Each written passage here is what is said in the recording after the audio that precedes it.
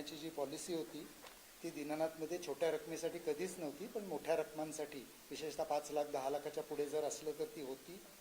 ती आपण गेल्या 4-5 दिवसापूर्वी काढून टाकली. दुसरं आपण जे केलं आहे ते आपले स्टाफ जो असतो तो ओव्हरवर्कड आहे, तुम्ही बघितलं असेल खालीसुद्धा.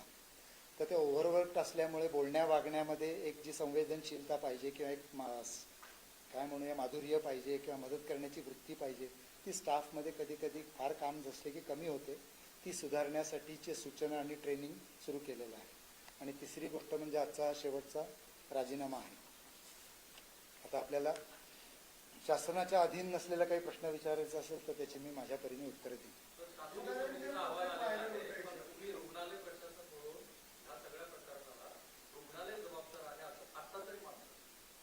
शासकीय अहवाल अजून आमच्याकडे आलेला नाही आहे. एकूण 3 नाही, पण आमच्याकडे अजून यायचा आहे. 3ही कमिट्यांचे एकच शासकीय अहवाल नाही आहे, 3 अहवाल येणार आहे.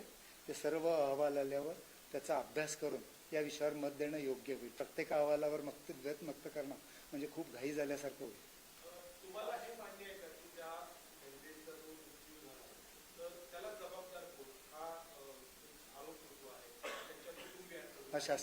हा शासनाने त्याच्याकरता मॅटर्नल मॉर्टॅलिटी म्हणून काल कॉर्पोरेशनमध्ये की आईच्या मृत्यूला जबाबदार कोण अशी मीटिंग कालच कॉर्पोरेशनमध्ये झाली. आपल्याला तिथून त्याचा अहवाल मिळेल. म्हणजे मी म्हणण्यापेक्षा डायरेक्ट शासनानेच म्हणणं जास्त चांगलं आहे. याच्या मृत्यूशी याचा कोणाचा काही संबंध नाही.